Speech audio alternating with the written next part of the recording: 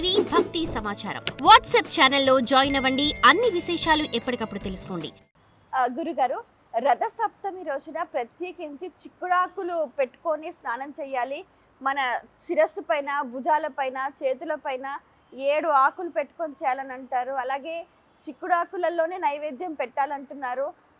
కొన్ని ప్రాంతాల్లో అయితే ఈ అర్కం సమర్పించాలంటారు, అర్కపత్రము. అలాగే కొన్ని చోట్ల ఈ రావి ఆకు పైన నైవేద్యం పెట్టాలంటారు. అంటే వీటికి సూర్యుడికి ఉన్న సంబంధం ఏంటి?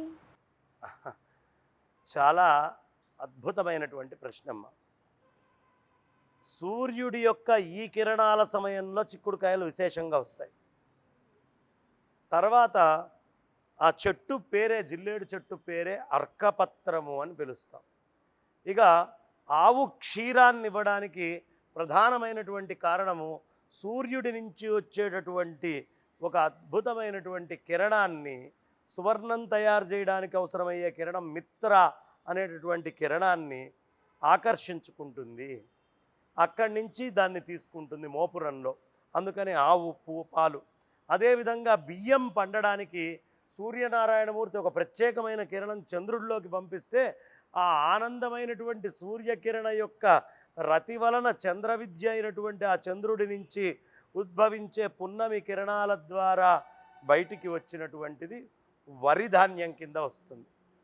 కాబట్టి చంద్రుడిలో సూర్యుడి వల్ల నిక్షేపం చేయబడ్డ దాని వల్ల వచ్చిన వరి, సూర్యుడి నుంచి ప్రత్యక్షంగా నిక్షేపమైనటువంటి ఆవు పాలు, ఆవు యొక్క పాలల్లో మర్మముగా దాక్కొని ఉన్నటువంటి ఆ సూర్యుడి యొక్క కిరణ సారమైనటువంటి ఘృత నెయ్యి, ఈ మూడిటిని తీసి ఈ మూడిటితో నైవేద్యం చేసి ఈ చిక్కుడాకులు ఏవైతే ఉంటాయో అవి ఆ ఆకుల్ని 5గా 7గా వాళ్ళ ఇంట్లో ఉండే ఆచారాన్ని బట్టి 12గా చిక్కుడాకుల్ని వేసుకొని దాంట్లో ఇవన్నీ నైవేద్యం పెట్టి, ఇది మొత్తము సూర్యనారాయణమూర్తి యొక్క వెలుగులోనే కిరణాల్లో ఉండి ఆవు పిడకల్నే వాడి ఉండి వీటిని మళ్ళీ స్వామికి నైవేద్యం పెట్టి ఆ నైవేద్యాన్ని ఎవడు తింటాడో ఆరోగ్యం భాస్కరాదిచ్చేత్, ఆరోగ్యాన్ని ఇచ్చేవాడు భాస్కరుడు కాబట్టి ఇలాంటి ఆరోగ్యాన్ని పొందుతాడు. ఇక అర్కపత్రము ఇవాళ రేపు మనం వింటున్నాం. ఎక్కడ చూసినా ఏ డాక్టర్ దగ్గరికి వెళ్ళినా విటమిన్ డి లోపం అండి అంటాడు. విటమిన్ డి టెస్ట్ చేయమన్నటువంటి డాక్టర్కి టెస్ట్ చేసినా ఆయనకి విటమిన్ డి లోపం ఉంటుంది. కారణం ఏసీల్లో ఉండడం, బయటికి రాకుండా ఉండడం, ఇక్కడి నుంచి అక్కడికి కదులుతున్న కారులో ఏసీలు వేసుకొని తిరగడం, ఈ అభ్యాసం బాగా విస్తృతంగా పెరగడం వల్ల విటమిన్ డి లోపాలు వస్తున్నాయి. ఈ విటమిన్ డి లోపాల నుంచి మనం బయటికి రావాలి అంటే ఆయుర్వేద శాస్త్రము సౌరశక్తిని బాగా గ్రహించేటటువంటి పత్రము అర్కపత్రము.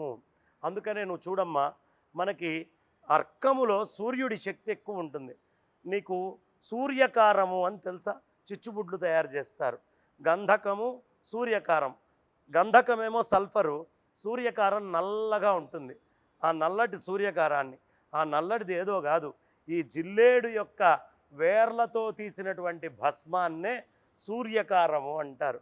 అంటే సూర్యుడి యొక్క శక్తిని మొత్తాన్ని గ్రహించి నువ్వు పెట్టినటువంటి టపాకాయ పేలడానికి కానీ ఇవన్నీ పెరగడానికి కానీ ప్రధానమైంది సూర్యకారం. కాబట్టి సూర్యుడికి ఈ జిల్లేడుకి ప్రత్యక్షమైన అనుబంధం. ఆ ఆకుల్ని తల మీద, భుజాల మీద, తొడల మీద, పాదాల మీద ఇలా పెట్టుకొని ఎవరి సంప్రదాయం ప్రకారం వాళ్ళు, కొంతమందికి తలా భుజాలే, కొంతమందికి తలా భుజం తొడలు, కొంతమందికి పాదాలు కూడా పెట్టుకొని చక్కగా సూర్యుడు రాకముందే అభ్యంగ స్నానం చేసి ఎవడు నెత్తి మీద దీపం పెట్టుకొని ఈ దీపముతో పాటుగా వెళ్ళి నదీ స్నానమో ఏదో ఒకటి చెయ్యాలి. అప్పుడు ఒంటి నిండా నూగు పిండి రాసుకోవాలి, తెలగపిండి రాసుకోవాలి. ఇది రాసుకొని ఆ విధంగా దీపముతోటి వెళ్ళి రాగి యందు కానీ, ఇత్తడి యందు కానీ, లేదు మన ఇనుము యందు కానీ, బంగారం వెండి యందు, వీటి యందు దీపాన్ని వెలిగించి ఈ దీపాన్ని నెత్తిన పెట్టుకొని నదీ తీరానికి వెళ్ళాలి.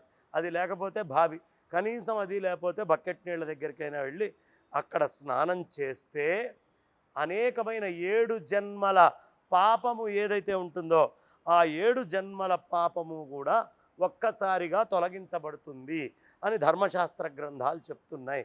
కాబట్టి పాపము వల్లే, బ్లాకేజెస్ వల్లే వైటమిన్ డీస్ కానీ మిగతావి శరీరంలోకి రావు. ఈ మిత్ర అనేటటువంటి కిరణము ఒంట్లో లేకపోతే ఈ సమస్యలు వస్తాయి. అందుకని దీనికోసం ప్రత్యేకంగా మనం చేస్తాము. అందుకనే చెప్తారు, జననీత్వం హి లోకానం సప్తమి సప్తసప్తికే, సప్తమి సప్తసప్తికే, సప్తవ్యాహృతికే దేవి నమస్తే సూర్యమాతృకే. అట్లాగే ఈ 7 అనేటటువంటి సంఖ్య మనకి చాలా విశేషంగా చెప్తారు. సప్తాశ్వ రథమారూఢం అంటే 7 రథాలు కాదు, ఒకటే రథము, దానిని సప్తాశ్వం అంటారు. ఈ రథమే 7 గుర్రాల పని చేస్తుంది, ఏదో కాదు. విబ్జియార్ అని మనం దేన్నైతే పిలుస్తామో ఈ 7 రంగులే సూర్యుడి యొక్క వాహనాలు.